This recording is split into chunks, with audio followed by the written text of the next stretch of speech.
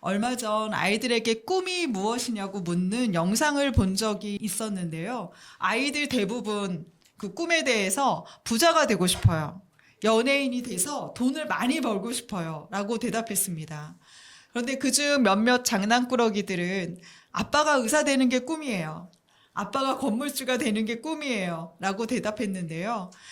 자신의 꿈을 묻는 질문에 아빠가 능력자였으면 좋겠다는 대답을 참 우프다. 웃기면서도 슬프다. 라는 생각이 들었습니다. 아마 아이들의 눈에는 돈 있는 아빠, 능력 있는 부모가 자신이 꿈꾸는 미래를 줄 수 있다 생각하는 것 같습니다. 한국 사회에서 이 말에 반박할 사람이 있을까요? 몇 년 전 허름한 옷을 입은 노인에게 막말을 하는 젊은이의 영상을 본 적이 있습니다. 당시 젊은이는 이 어르신을 모독하며 이렇게 말했습니다. 그렇게 무식하니까 가난한 거야. 그러자 어르신께서 부모 잘 만나 잘 먹고 잘 사는 게 그렇게 자랑이냐? 라고 화를 내셨는데요. 그 젊은이는 부모의 능력도 내 능력이야. 그것도 내 능력이야. 라고 대꾸했습니다. 그래서 당시 사회적으로는요, 부모의 능력이 내 능력이다. 라는 문장이 화제가 되었고요. 어처구니 없는 이 상황에 우리 모두는 분노했지만 한편으로는 공감할 수밖에 없는 현실의 착잡함을 느끼기도 했습니다. 특권 의식은요, 사회, 정치, 경제적으로 내가 상대보다 더 누리는 것이 배려받는 것이 당연하다 여기는 의식입니다. 내 부모가 더 능력이 있으니까, 내가 유학도 갔다 왔으니까, 내가 더 열심히 살았으니까 다른 이들보다 더 누리는 건 당연해 라는 의식이죠. 하지만 이런 비교의식은요, 타인을 자신으로부터 분리시킵니다. 그리고 자신과 상대를 끊임없이 비교하며 경쟁에 몰두하게 합니다. 그래서 이 특권의식을 가진 사람들일수록요, 타인뿐 아니라 자신도 불행감에 젖어들 때가 많습니다. 이런 생각이 단지 경쟁적인 이 사회에서만 발생하면 얼마나 좋을까요? 사실 교회에 익숙한 우리들은 영적 특권의식을 이 교회 안에서도 느끼고 있습니다. 교회를 성장시킨 큰 목사님이시니까, 헌금을 많이 하고 교회 봉사도 많이 하는 헌신자니까, 교회가 이 정도 대우는 해줘야 하지 않아? 이 정도 문제는 그냥 덮고 가야지 말하고요. 또 우리 교회는 한국 사회에 대단한 영향력을 주니까, 우리 이렇게 좋은 일들을 많이 하니까 우리 이 정도의 잘못은 세상에 소문내지 말고 이 문제는 덮자 말할 때가 있습니다. 몇 년 전에 저는 총회에서 하는 성인지 감수성 예방 강사 교육을 받은 적이 있는데요. 그때 제가 되게 놀랐던 게 무엇이냐면, 성범죄자 가해자의 직업군의 상위 랭킹에 의사와 함께 종교인이 있었다는 겁니다. 그리고 이 가해자의 처벌률이 세상보다, 사회보다 종교의 가해자 처벌률이 훨씬 낮았다는 거예요. 그래서 그 피해자들에게 의식조사를 했는데요. 이 피해자들은 너만 조용히 하면 괜찮잖아. 너 때문에 교회가 어지럽혀져 있어. 하나님이 그분을 직접 처리하도록 넌 조용하고 너만 조용히 이 교회에 나가면 돼. 라는 이야기들을 수도 없이 들었답니다. 그래서 피해자는요, 자신의 이 상처뿐만이 아니라 신에게 받는 또 다른 상처를 안고 신앙생활을 멈추는 피해자들이 굉장히 많았습니다. 이런 영적 특권의식은요, 개인이나 공동체 모두에게 거룩함을 상실시키는 도구가 될 수 있음을 알아야 합니다. 자칫 이 특권의식이, 영적 특권의식이 우리로 하여금 더 나은 도덕성을 유지하게 하는 것이 아니라 자칫 모든 문제를 없이 하는 면죄부를 발행하는 것이기 때문입니다. 그런 면에서 오늘 본문은요, 우리의 현실과는 너무가 또 다르게 느껴집니다. 내가 무엇을 성취했든 간에, 교회가 얼마나 큰 영향력을 행사했든 간에 사명과 도덕성은 확실히 분리되어야 함을 아주 명확히 드러내는 본문이기 때문에 그렇습니다. 드디어 모세는요, 하나님의 소명을 받아들입니다. 그는 40년 동안 머물렀던 미디안 땅을 떠나기로, 그리고 애굽으로 돌아가기로 결심합니다. 그래서 오늘 본문 18절을 보면요, 모세는 제일 먼저 장인 이드로에게 자신을 애굽으로 보내달라 정중히 요청합니다. 당시 그 사회는 족장 사회였기 때문에요. 모든 남자들은 가족을 지키는 군사력이었고 경제력, 생산력이었습니다. 더욱이 모세는 여러분도 알다시피 이 장인의 양떼를 돌보고 있었잖아요. 그의 귀양은 이드로에게 큰 부담이 되었을 것입니다. 40년 전 도망자였던 모세를 환대해준 장인이었습니다. 든든한 제사장 가문의 사위로 살지 않았더라면 이방인 모세의 삶은 더 힘들었을지도 모릅니다. 그렇기에 모세에게 장인은 자기의 보호자이자 또 아버지처럼 여겨졌을 것입니다. 하지만 하나님의 사명을 감당하는 자들은 언제나 떠나는 일부터 시작해야 했습니다. 아브라함이 익숙한 땅 하란을 떠나야 했고요. 야곱은 자신이 모든 것을 갖춘 밧단아람을 떠나야 했습니다. 그리고 모세도 이제 장인의 품에서 그의 가문에서 익숙한 미디안 광야에서 떠나야 했습니다. 떠남은 대상을 취약하게 만듭니다. 그가 취약해졌을 때 그는 하나님이 나의 보호자 되시고 나의 친구 되시고 나를 이끄신다는 것을 다시 경험하는 새로운 세상을 볼 수 있게 될 것입니다. 그래서 본문 속 모세는요, 왠지 자신이 없어 보입니다.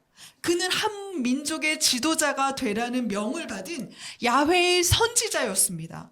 뱀과 나병, 나일강을 피로 적실 기적을 보여줄 하나님의 지팡이도 손에 쥐었습니다.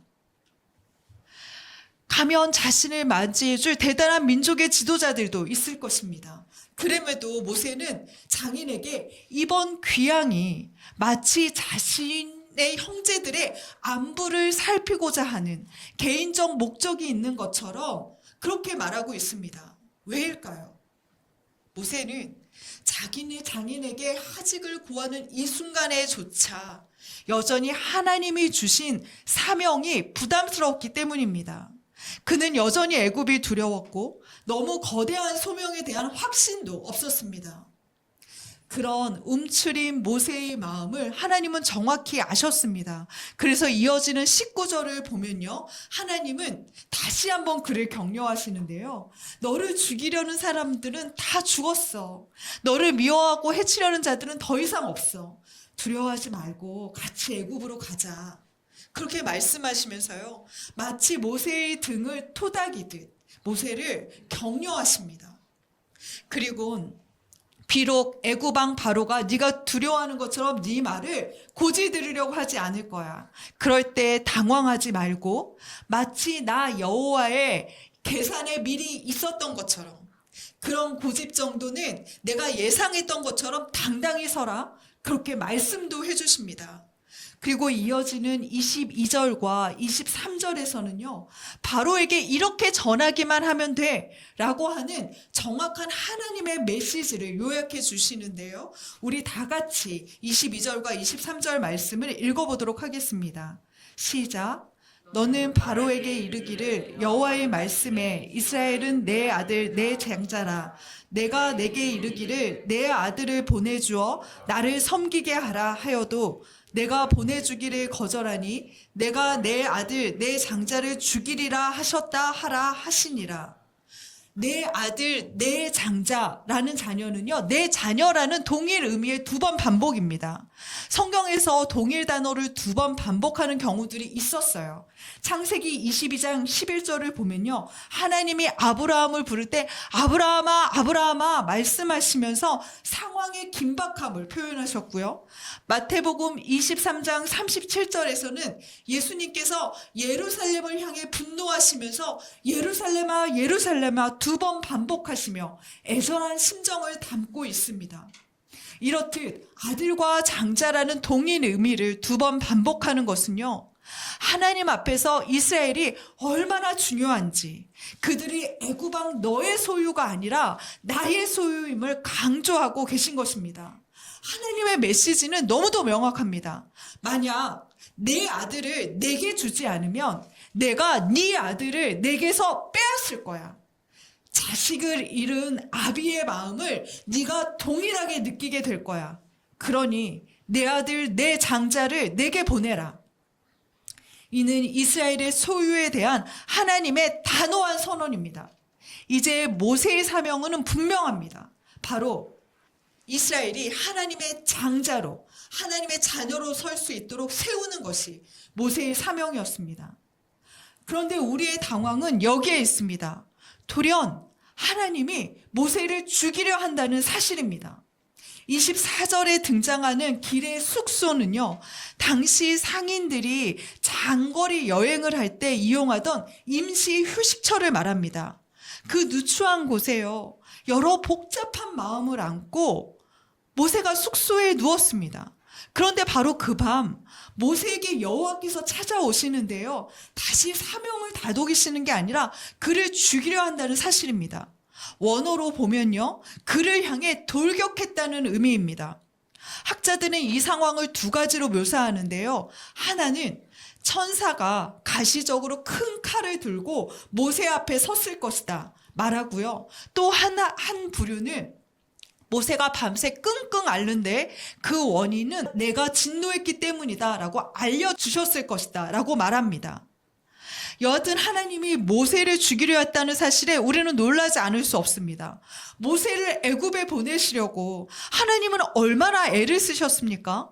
5번의 변론을 이어가시면서요, 달래도 보시고 이적도 보여주시고 꾸짖기도 하시며 얼마나 모세를 보내고 싶어 하셨습니까? 장인에게 가족의 안부를 물으러 가겠다라고 움츠린 모세를 보면서요, 걱정하지 마. 다 없어. 다 너를 도와주려고 할 거야. 내가 너의 힘이 되어줄게. 그렇게 달래시고 모세를 안으셨잖아요.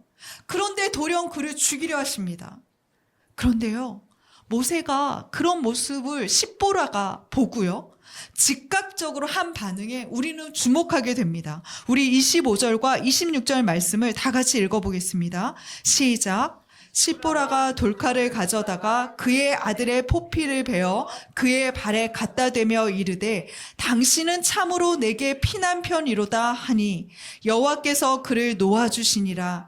그때의 십보라가 피난편이라 함은 할례 때문이었더라. 할례 때문입니다.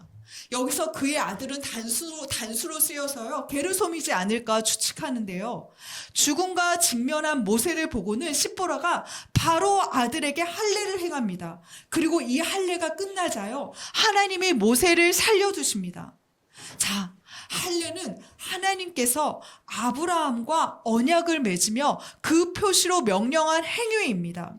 창세기 17장 10절에서 11절 말씀에서요, 할례가 주는 의미는 이 할례를 행할 때 너는 내 아들, 내 장자라는 표시가 될 거야 라는 의미입니다. 당시 중동에서도요, 바벨론과 블레셋을 제외한 몇몇 국가에서는 할례를 행하는 문화가 있었습니다. 하지만 행하는 시기가 완전히 달랐어요. 이스라엘은 낳은 지 8일 만에 할례를 해야 했고요, 다른 민족은 청소년기가 지난 성인기가 됐을 때 할례를 했습니다. 당시에는 마취도 없었고요, 위생도 지금같이 정결하지 않은 상황에서 돌칼이나 날카로운 새로 할례를 행하는 것은요, 다시 생명을 거는 도전이었습니다. 유대인들은 이 할례를 어린 아이에게 행하면서요, 이 아이를 다시 살려주기를 간구했을 것입니다. 그러면서 이 아이가 진짜 하나님으로부터 온 생명임을 다시 경험하게 되는 겁니다. 그리고 아이가 자라면서요, 부모가 이렇게 말하겠죠. 너에겐 할례의 표식이 있어. 그것은 하나님이 널 살려주시고 아들 삼으셨다는 증거야. 그러니 넌 하나님을 위해 살아야 해 라고 교육하는 겁니다. 그래서요, 할례에는요, 부모의 신앙이 굉장히 중요했습니다.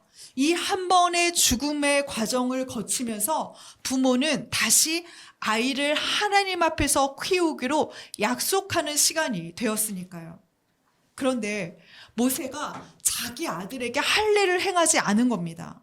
여호수아 5장 4절과 5절 말씀을 보면요, 출애굽 1세대는 모두 할례를 행했다는 것을 알 수 있습니다.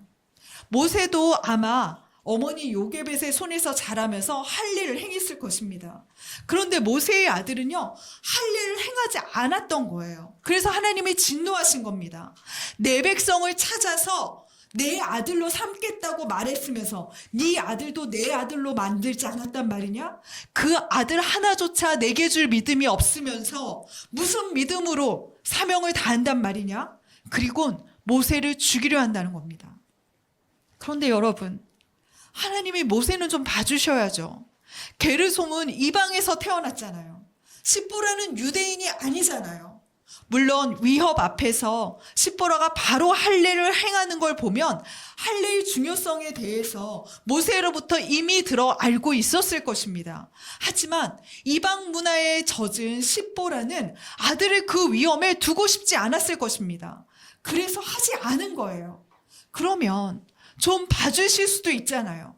다른 사람의 아들도 아니고 나의 사명을 완수하러 가는 모세니까. 너는 기특하고 대견하니까 너의 아들만은 내가 살려줄 것이다. 할 수 있지 않습니까?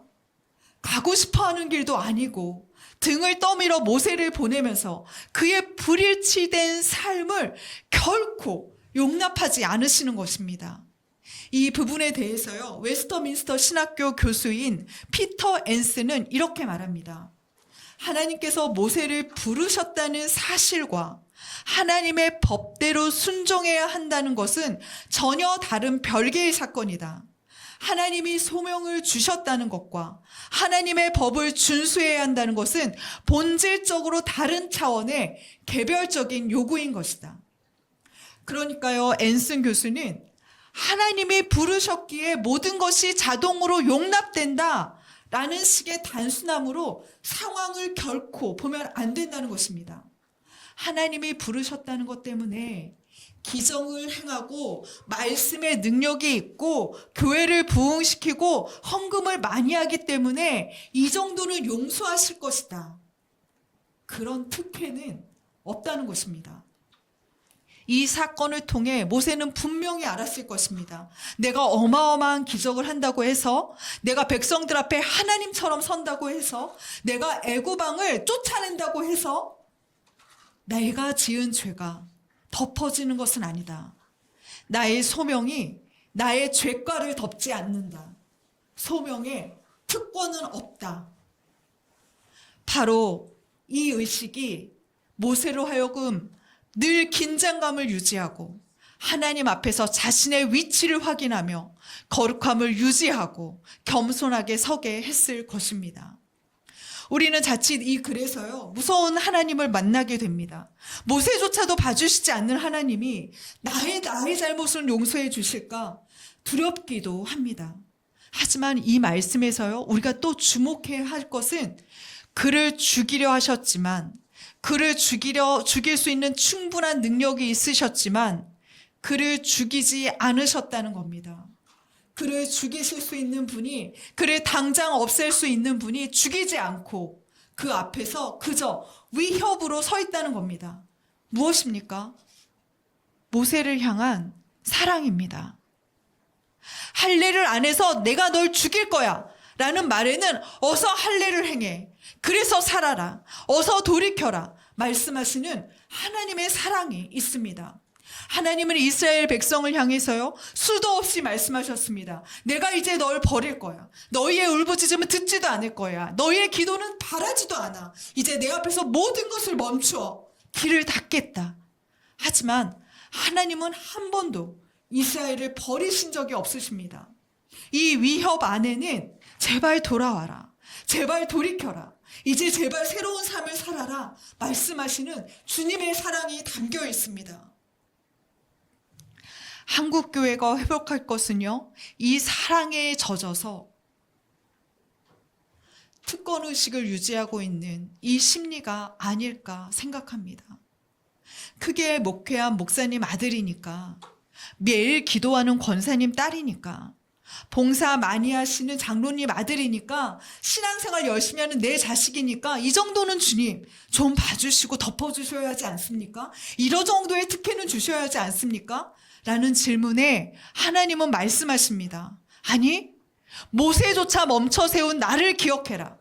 그 마음을 회복해야 너도, 가족도, 공동체도 살 것이다. 하늘 보좌를 버리고 이 땅 가장 낮은 자리에 오셔서 가장 낮은 사람들과 함께 하셨던 메시아가 바로 우리의 주님이십니다. 그분의 낮아지심에 동참하는 자만이 그분의 높아지심에 동참할 수 있습니다. 소명이 우리의 죄를 덮지 않습니다. 영적인 우리의 열심이 우리의 불순종을 덮지 않습니다. 소명과 행함은 모두 각각 주님 앞에서 평가될 것입니다. 현대의 성자라 불리는 헨리 나우에는요, 하버드 대학의 교수로 있었고 전 세계가 우러러보는 영성가였습니다. 그는 소위 영적 엘리트로서 많은 것을 누릴 수 있는 위치에 있었습니다. 하지만 그는 어느 날 그 모든 특권과 명예를 내려놓고 지적 장애인이 사는 라르시 공동체로 갔습니다. 거기서 그는 하버드 교수가 아니라 대소변을 가리지 못하는 장애인을 돌보는 평범한 봉사자로 살았습니다. 그 순간 나우에는 깨달았습니다. 나는 사람들의 박수 소리 속에서 하나님의 일을 한다고 착각했습니다. 하지만 그 특권의 자리가 커질수록 내 영혼은 교만해졌고 하나님과의 개인적인 관계는 무너져 갔습니다. 그리고 지금 가장 낮은 자리에서 나는 소명의 기쁨을 느낍니다. 하나님은 모세도 멈춰 세우십니다. 소명으로 죄를 덮을 때 인간이 얼마나 폭력적일 수 있는지, 얼마나 타락할 수 있는지 하나님은 아시기 때문입니다. 멈춰선 사명자 모세는 지금 우리에게 말합니다. 소명이 죄악을 덮지 않습니다. 소명이 특권을 허락하지 않습니다. 이 소리가 한국 교회와 성도인 우리 개인에게 가득하길 주님의 이름으로 축원합니다.